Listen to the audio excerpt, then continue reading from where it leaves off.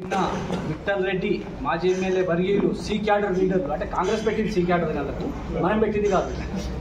నటరాజన్ గారు పెట్టారు C cadre అని లీడర్లు. ఈ సి క్యాడర్ లీడర్లు మన ఎమ్మెల్యేపై ఆరోపణలు చేయడం జరిగింది. ఆరోపణలు ఎంత వాస్తవం ఉంది, ఎంత నిజాయితీ ఉందని వారు ఆత్మపరిశీలన చేసుకున్నారా?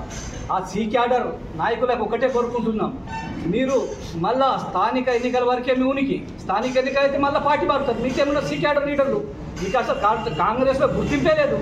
అలాంటి నాయకులు ఈరోజు మన ఎమ్మెల్యే గారిపై బుద్ధ జరుగుతున్నారు. వారికి ఒక్కటే విన్నపిస్తున్నాం, మీరు ఒక జిల్లా స్థాయి మాజీ ప్రజాప్రతినిధి దేవాలయాల గురించి మాట్లాడిండు, దేవాలయాలు మాజీ ఎమ్మెల్యే చేసిండని. అయితే మా దగ్గర ఏం ప్రూఫ్ ఉన్నదంటే, గతంలో కొండా సురేఖ గారు దేవాలయాల గురించి ముదోల్ నియోజకవర్గంలో ఎమ్మెల్యే గారి వినతి పత్రం మేరకు ఎమ్మెల్యే గారు ఒక లెటర్ ఇచ్చిండు. లెటర్ ఇచ్చిన తర్వాత కొండా సురేఖ గారు ఒక నోట్ విడుదల చేయడం జరిగింది. ముదోల్ తాలూకాలో ఎన్ని దేవాలయాలు అయితే పెండింగ్ ఉన్నాయో, అదేవిధంగా అప్రూవల్ ఉన్నాయో ఎమ్మెల్యే గారు కోరుకుంటున్నారు కాబట్టి వెంటనే చేయాలని కమిషనర్ గారిని మరియు సంబంధిత శాఖ అధికారులను ఆదేశించడం జరిగింది.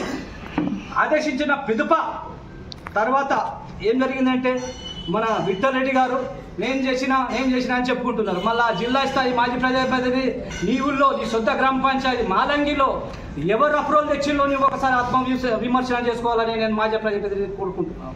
అదేవిధంగా గతంలో గుండేగాంకు జీవో తెచ్చిండు పాపం 10 ఏళ్ళలో. గుండేగాం మా పునర్వాసం మా మాజీ గ్రామ పంచాయతీ. అయితే అటువంటి గ్రామ పంచాయతీకి పునర్వాసం కింద జీవో తెచ్చిన అని ఒక జీవో చూపించిండు ఎలక్షన్ ముందు. ఆ జీవో ఎటుపోయిందంటే మళ్ళా జీవో కాంగ్రెస్ లక్ష్యం. మరి కాంగ్రెస్ లక్ష్యం ఇప్పుడు చేయ జీవో తెచ్చి గుండెగంను పునర్వాసం చేయి, నీకు పాలాభిషేకం చేస్తాం అంతే తప్ప ఎమ్మెల్యే పైన ఆరోపణలు చేస్తే మేము ఊరుకుంటాం. అదేవిధంగా మాలేగాం మండల్, బేల్తాడ మండల్ ఈ విభాగం పాలాభిషేకం చేసిరి, ఓ విఠల్ రెడ్డి దగ్గర వచ్చింది, దుమ్దాం టపాకులు కొట్టిరి అన్నీ చేసిరి. మరి ఇప్పుడు నువ్వే ఉన్నావు కదా, అదే జీవోకు ఇంప్రూవ్మెంట్ చేయి ముఖ్యమంత్రికి చెప్పి.